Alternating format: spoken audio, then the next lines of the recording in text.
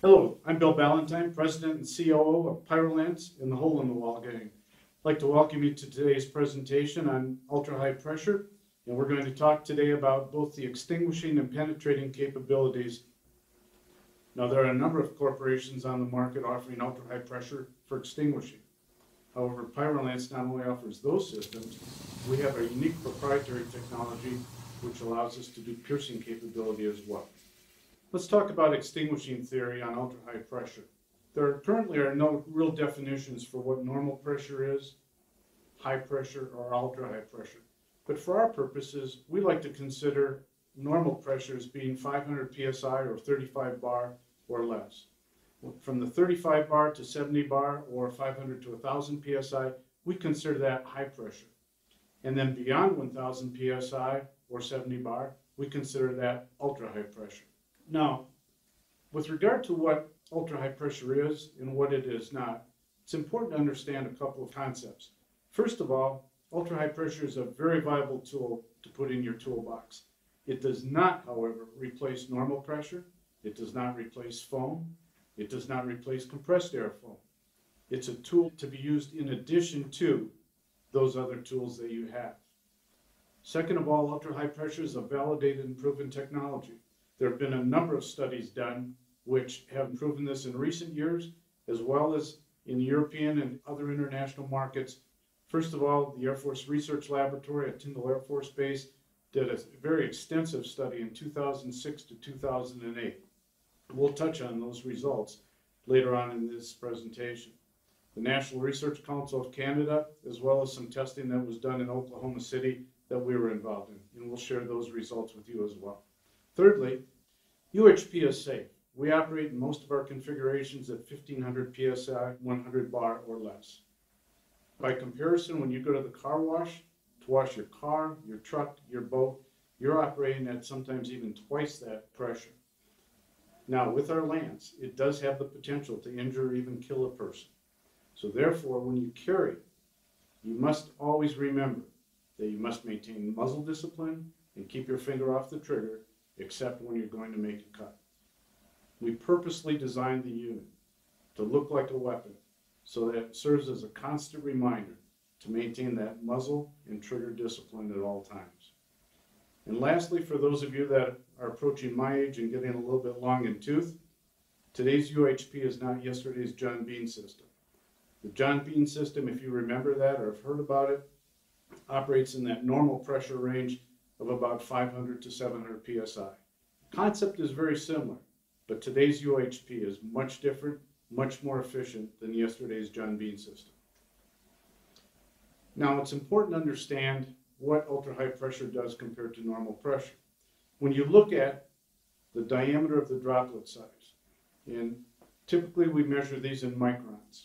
You don't have to remember that, but just for order of magnitude, it's important to know the size or the difference in the size of those water droplets that are coming out the two different types of technologies. With normal pressure, droplet size is typically in that 900 to 1000 micron diameter. Whereas with ultra-high pressure, we're typically down in that 90 to 100, maybe even 150 microns. Much, much smaller than normal pressure.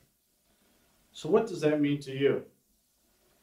Well, think of it this way. If we had 2 glasses of water, and we had 2 ice cubes that we were trying to cool those 2 glasses of ice, both of those cubes of ice have the same mass and the same cooling potential.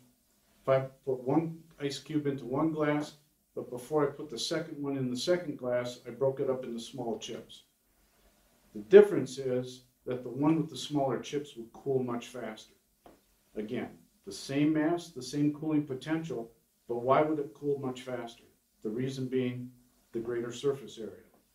Well, that's the same thing that happens with ultra-high pressure. When we pressurize that droplet of water, it breaks it up into small pieces.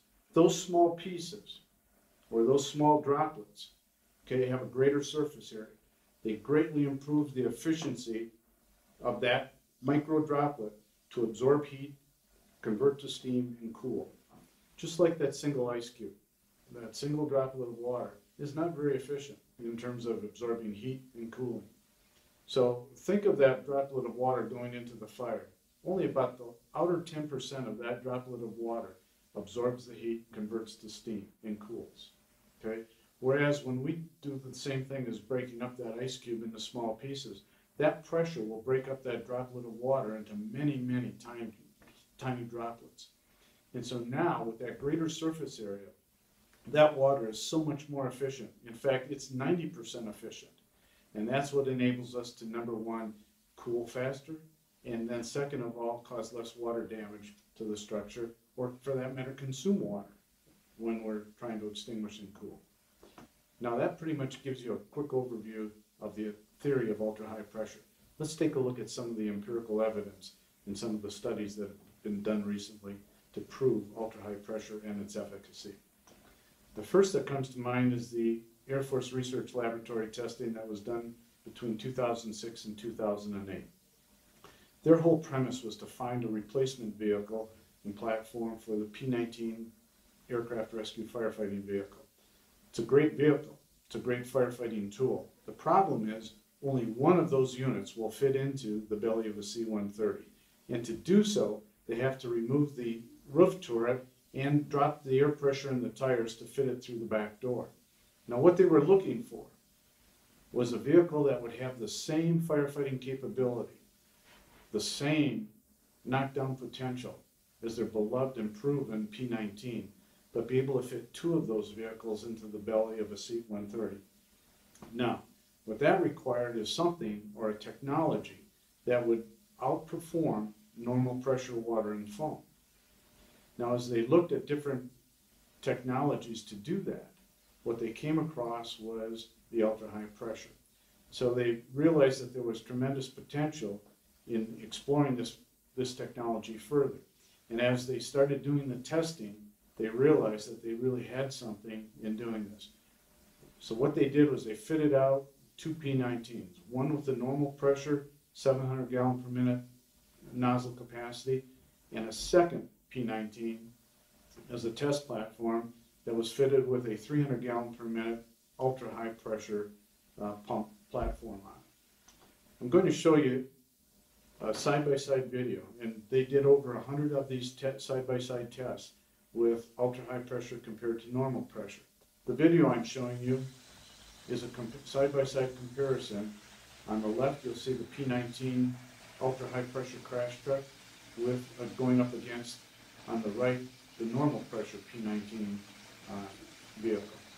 And you'll notice that on similar fires, the P-19 extinguished the fire in about 31 seconds, compared to the P-19 that was normal pressure, about 43 seconds.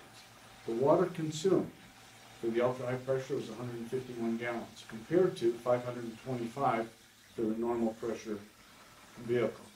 Now you'll also notice that on the P-19 ultra-high pressure vehicle, they were using 6% Class B foam, compared to only 3% on the normal pressure vehicle. There's a reason for that. And you'll say, well, you know, that they're using a lot more foam, and so it's not a fair comparison. The 6% was not required for the extinguishing. The 6% was required to have enough product on the surface of that pit fire in order to pass the burn back test. And if you look at the amount of foam concentrate that was consumed in those two comparative tests, at 151 gallons total with the ultra high pressure and 6%, that represents just over 9 gallons of foam concentrate that was consumed. Whereas with the 525 gallons at 3%, that represents about 15 gallons of concentrate that was used. So even at twice the proportioning rate, we still used only about 60% of the foam concentrate with ultra high pressure. So what did the Air Force Research Laboratory results suggest? I happened to be involved in that test with another company that I was working with at that time. Only I was involved on the foam proportioning side. Pyrolance was involved in that test from the ultra high pressure mist side. And what I remember is we started out those tests at about 4,500 psi. The Air Force Research Laboratory began dropping the pressure down in stages to understand where the optimal pressure range was for ultra-high pressure. I believe they came down to about 1,000 or 1,100 psi, but the sweet spot where the optimal droplet size and the best extinguishing and cooling results were was right around 1,100 psi.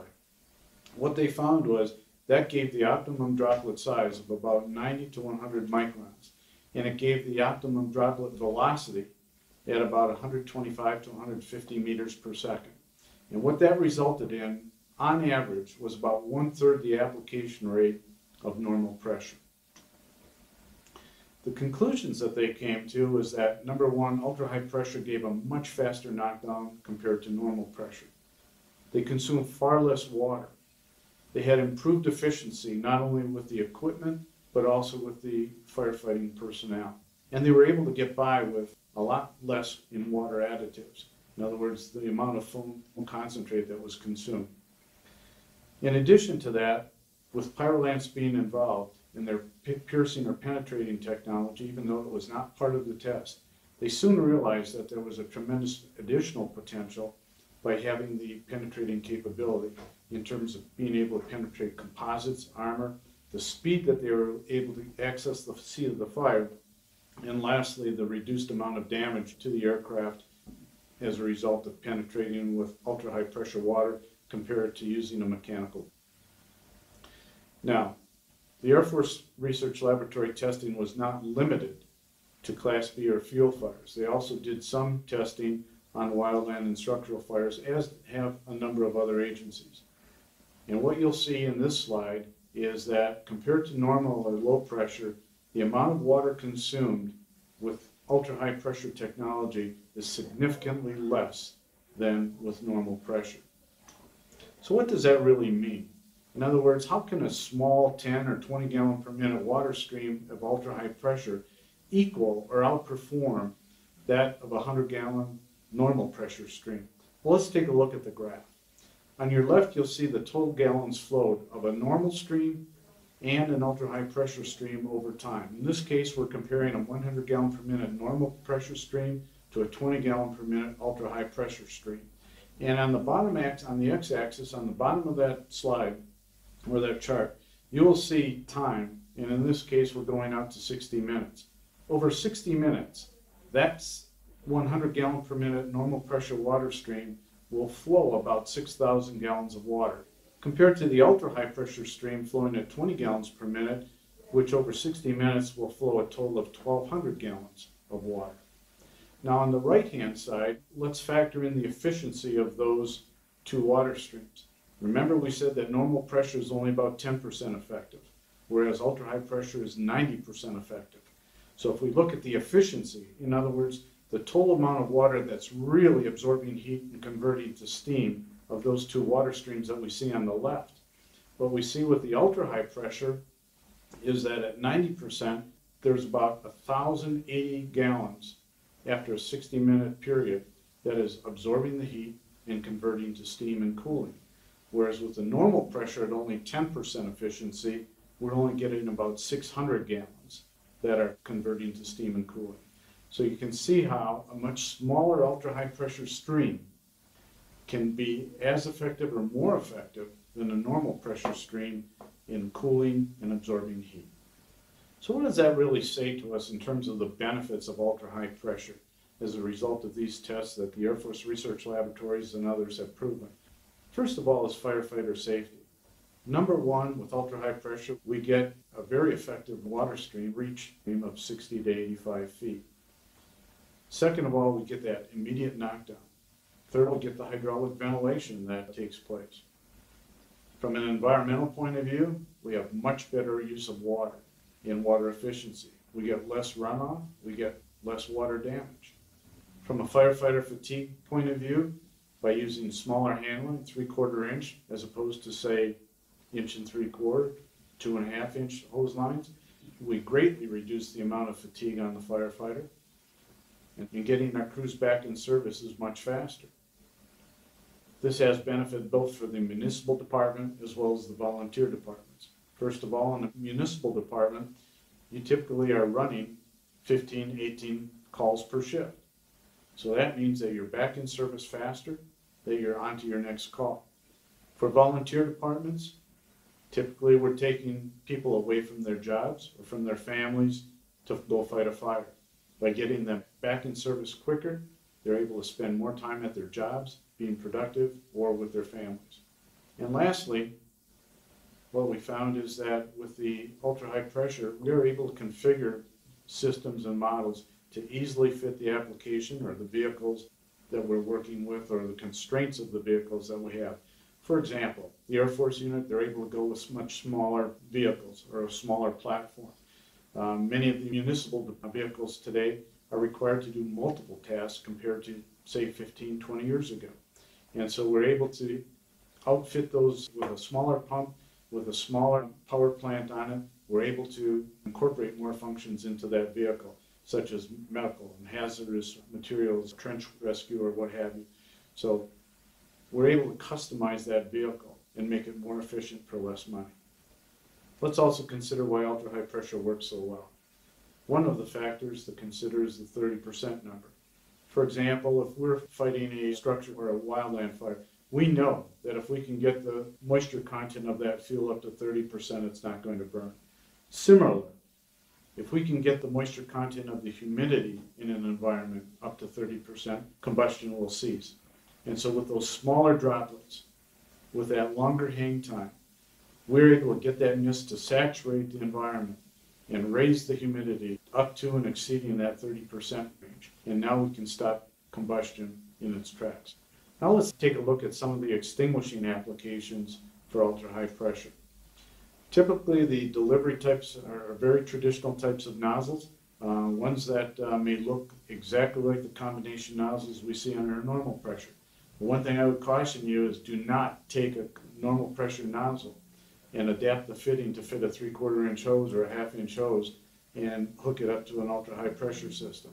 The reason being is that these nozzles that are rated for ultra-high pressure have been designed and tested to accommodate the pressures that we're going to see in ultra-high pressure, whereas a normal pressure combination nozzle was not designed nor tested that way. You'll cause severe damage to the nozzle by exposing it to ultra-high pressure, and second of all, you may cause injury to yourself or another firefighter. The other type of nozzle is typically what's referred to as a wand nozzle, similar to what we see in a car wash or a pressure washer. And this is in the illustration that we have on this slide. This nozzle is also fitted with a foam tube at the end of the nozzle. That foam tube is an aspirating tube with air holes at the rear of that tube, and we can slide that tube forward or rearward toward the rear to enable us to change the amount of air that is being aspirated into that stream. And that will change from, say, wet foam to dry foam. And the other thing that you'll notice is that on that foregrip, that will pivot forward and backward, and that changes from a straight stream to a wider fog pattern. So very similar to a car wash nozzle, but with a few extra enhancements on it, and it works very well in ultra-high pressure firefighting applications. When we look at end-use applications for ultra-high pressure, the applications are virtually limited only by our imagination.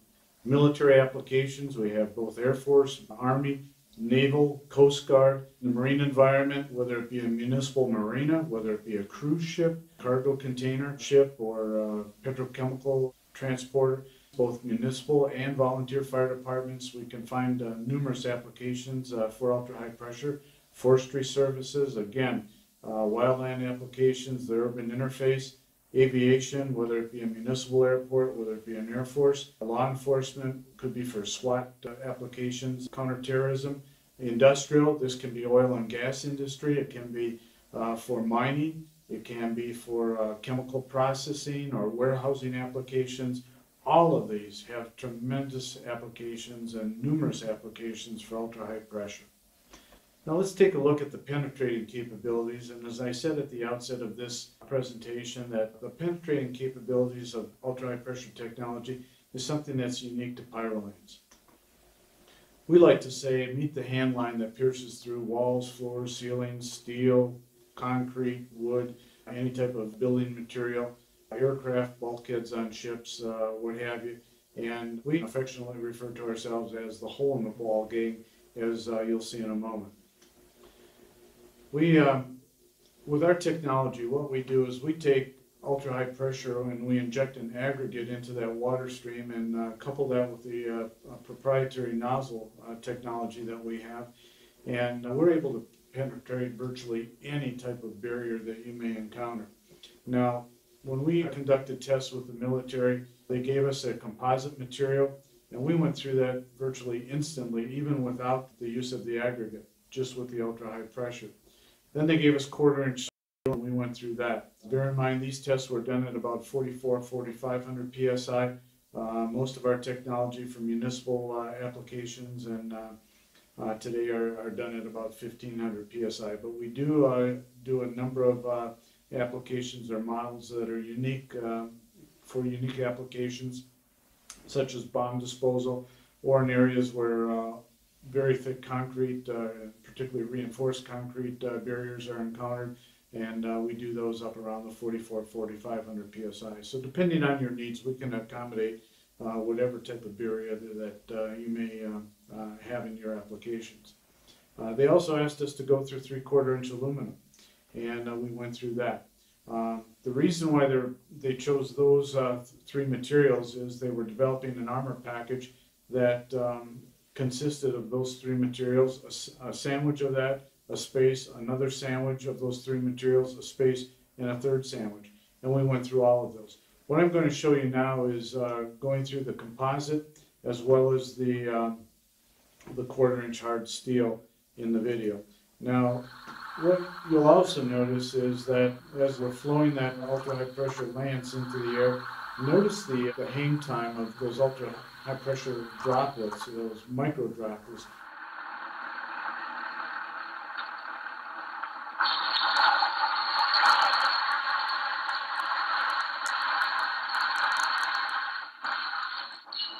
And there you see he went through the composite, and again, virtually instantly in doing that. Now what we're going to do is demonstrate for you going through the quarter-inch hard steel.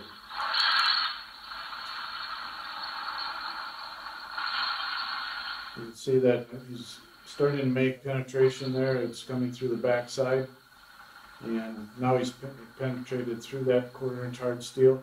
And if this were a barrier and a fire were on the other side, what we would be doing is turning off the aggregate and continuing to flow that ultra-high pressure mist into the seat of that fire and cooling that thermal layer. Then after we went through the composite, the steel, the aluminum, they gave us another test to do, and that was with bullet-resistant glass. Bullet-resistant glass typically is in about the half-inch thickness range, but they made it a little more challenging for us. They gave us 7 layers of that bullet-resistant glass sandwiched together. And I'm just going to show you the last few moments of that penetration, and you can see going through that 7 layers of bullet-resistant glass.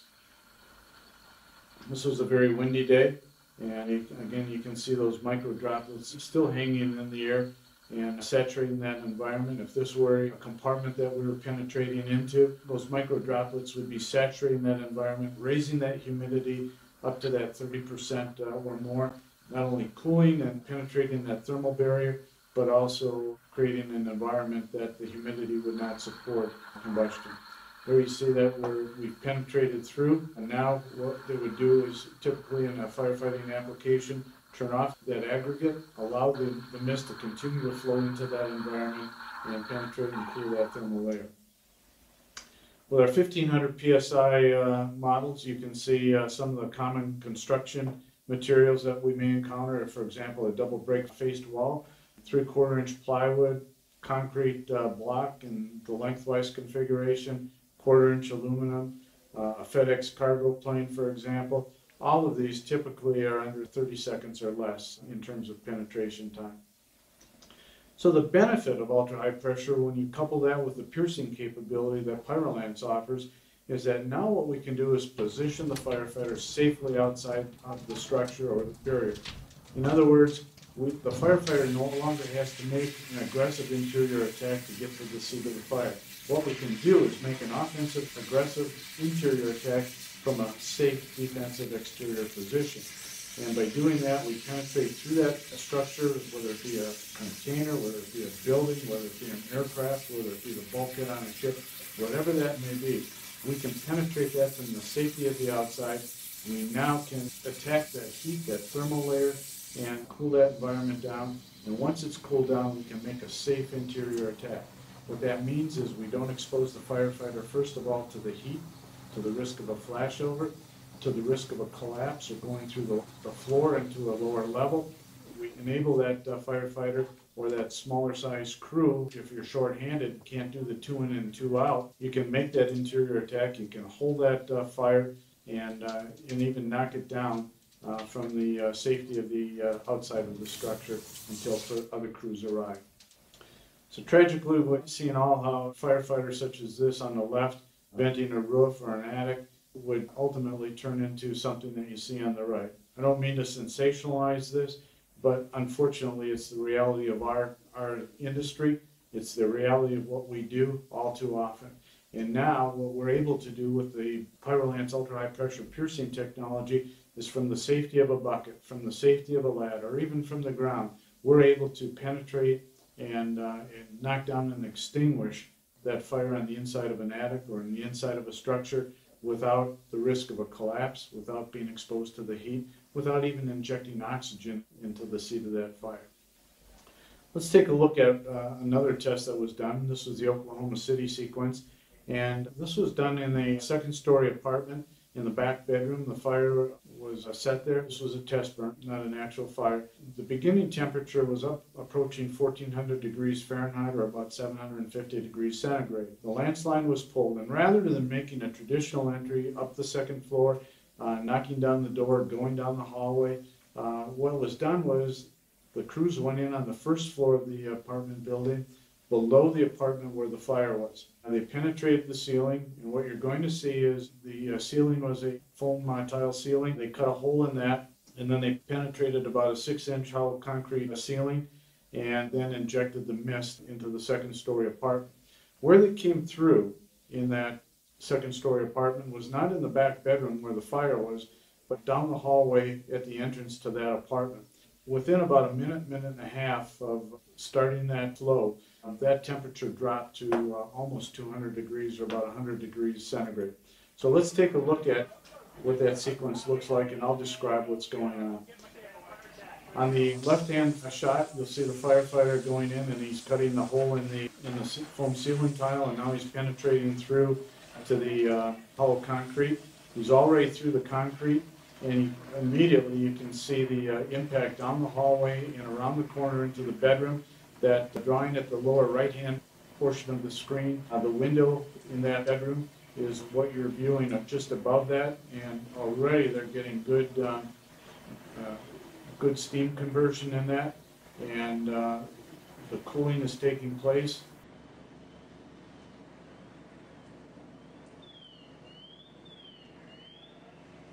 You're seeing the knockdown take place and that temperature just dropping down rapidly into that second-story apartment.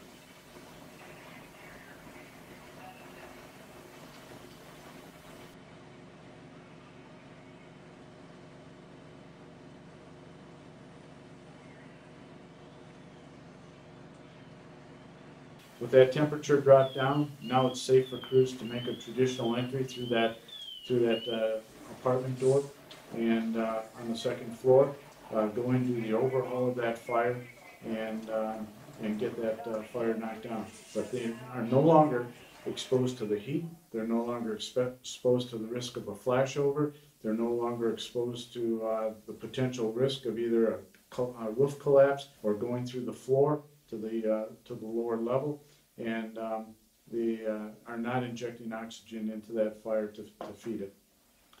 So what are some of the findings from the Oklahoma City sequence? First of all and foremost is improved firefighter safety.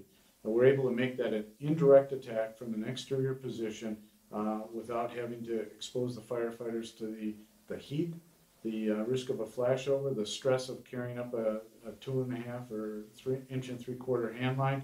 We've got much lighter hose with that 3/4 inch ultra-high pressure line. We make non-sparking penetration in the event that we had something that was explosive on the other side. we would not be setting that off with the penetrating techniques that we use with ultra-high pressure. We get much faster cooling. We drop the temperature of that environment much quicker than we would with a traditional hand line. We use far less water. We get that fire knocked down quicker. There's less water damage, there's less smoke damage, and less fire damage. And what that means is that we have quicker, improved visibility. We use far less water additives, and we preserve evidence for arson investigation. So let's now take a look at some of the components that are used in the ultra-high pressure piercing technology. Obviously, we have our traditional water tank. We have an ultra-high pressure pump that can be powered by a gas, a diesel, or a PTO type hydraulic system. We have an abrasive tank. We have a hose reel, and then we have a control panel and a nozzle that are very unique to Pyrolance. And that is, we utilize wireless technology to trigger our valve, open and close our valves, and throttle up and down our power source. Now, why do we do the wireless technology? Well, first of all, if we were to use a traditional type nozzle with a ball valve in it, the first time that we flowed the aggregate through that nozzle, we would destroy that valve, destroy the seats of that valve, and it would be leaking. So what we do instead is the controls that we have on that Pyrolance piercing nozzle are electronic switches that we use on that trigger and on the abrasive control. And we send that signal back to the base unit. On the left-hand screen, you see a compartment-mounted unit, and that is where the antenna is that receives that signal to turn on or off the water, turn on or off the aggregate. And our valves for the aggregate and the water are located downstream of the ultra-high pressure pump, upstream of that abrasive tank that you see in the diagram. So therefore, there is absolutely no aggregate going through those valves. And again, as I said, we're able to utilize this technology to flow the water, turn it on and off, flow the abrasive, turn it on and off, throttle up or down the engine or the PTO, the hydraulic drive, without doing any damage from the abrasive to those valves. The ultra-high pressure piercing lance, as I mentioned earlier, looks very much like a weapon. You'll see the adjustable stock on that to fit and accommodate any size firefighter. There's a folding antenna on the handle. But again, we want that look and feel when you're carrying and handling that lance, that you're thinking just like you're walking in the field hunting birds, that you need to maintain muzzle control and discipline. You need to maintain trigger and finger discipline as well. Notice from a safety perspective that we also have a water trigger safety lock, the red lever that folds down, which prevents inadvertent activation of the water trigger when you may be transporting or handling the lance. Ahead of the trigger, underneath the barrel, you'll notice a switch. That's our on and off switch for the aggregate. Push it up, and that activates the aggregate. Put it in the down position, that shuts it off. So to penetrate through a barrier, we would activate the aggregate once we're through, and we want to continue flowing the ultra-high pressure fog or mist into that environment. We would just turn the aggregate off, continue holding the water trigger, and flowing that mist until we're sure that temperature is knocked down, the heat is absorbed, that the fire is suppressed, and then we go in and make the overhaul. On the fore end of the Pyrolance is the foregrip, and that's adjustable for the position on that barrel. Can be moved out, can be moved in, depending on what's comfortable for the operator. It also serves as a tripod when combined with the trigger guard base, and that allows us to stand the unit when it's not in use. On the very tip of the lance, you'll notice that we have a three-pronged shield on that. On the tip, that enables us to position securely the lance to make one cut rather than moving it around. And then second of all, it allows us the proper standoff from the barrier so that a spray can be egressed out to the sides. And on the front end, you'll also notice that there's a deflection shield so that any spray that's coming back is deflected off to the sides rather than back at the operator. The tip is in there, and that can be changed simply by unscrewing that deflection shield, and that will gain access to the tip. It can be removed and then replaced with a new tip. These do not wear out very easily, but in the event that you should notice maybe more than 500 psi drop in operating pressure, it might be time to replace the aggregate tip. The module itself whether it be a Lance, a Blitz, or a combination. Relatively compact, and it's designed to be mounted in either a compartment, on a skid unit, or on a trailer. If it's in a compartment and it's a gas or a diesel powered unit, they do come with a slide out tray, and that should be brought out so that heat can be vented properly and that engine can breathe. The unit that we're showing is a dual combination Lance Blitz module. The controls on that, you'll notice that we have a pressure gauge for both the pressure vessel as well as the pump pressure. We have a tach hour meter that will show you the RPM of the engine as well as the number of hours on the engine itself for service and maintenance follow-up. The manual controls on that pump panel allow us to manually override the Lance and the water in the aggregate in the event that number one signal should be lost or that we desire to manually operate it at the panel. You also see the master power switch, an emergency stop, and the ignition switch on as well. Should point out that the control panel is illuminated for night operations. That make it much easier to see, as are the gauges. On the selector valve, in this particular model, we can choose between the Lance reel or the Blitz attack reel. And if you have a Lance or a Blitz only model, this selector valve would not be present on your model. In terms of typical configurations that we might incorporate ultra-high pressure, we can see on the right a number of different types of vehicles. The uppermost is a wildland off-road type vehicle. This happens to be a Polaris chassis that was configured by ASAP 911. These are the only people that are authorized to stretch the Polaris chassis and still maintain factory warranty. This happens to be a unit that has a wildland package on it, as well as provisions for a toolbox, a Stokes basket, and an attendant. In the middle photo, we see a typical skid unit configuration with a water tank. This is a Blitz only application. And then in the bottom, we see a compartment installation. That could be on a new or existing vehicle. Could be a pumper, could be an ARF vehicle, could be a hazmat, could be a multi-purpose type rescue pumper. Again, many applications limited only by our imagination. Lastly, the configurations for Pyro-Lance systems. You can get the piercing, the Blitz, or a combination. These can be packaged for compartments, skid units, trailers, or even slingable units that could be brought in by helicopter. Power sources, gas, diesel, PTO, hydraulic, and any combination of those are available. If you have a need for a configuration that is not listed on this page, feel free to contact the Hole in the Wall gang at Pyro-Lance, and we'll be happy to accommodate you and discuss what options we can provide for you. That's it from Pyro-Lance and the Hole in the Wall gang. Hope you enjoyed the presentation. Hope you find it informative. And if you have any questions, please contact any of us, and we'll be more than happy to address your needs. Thank you.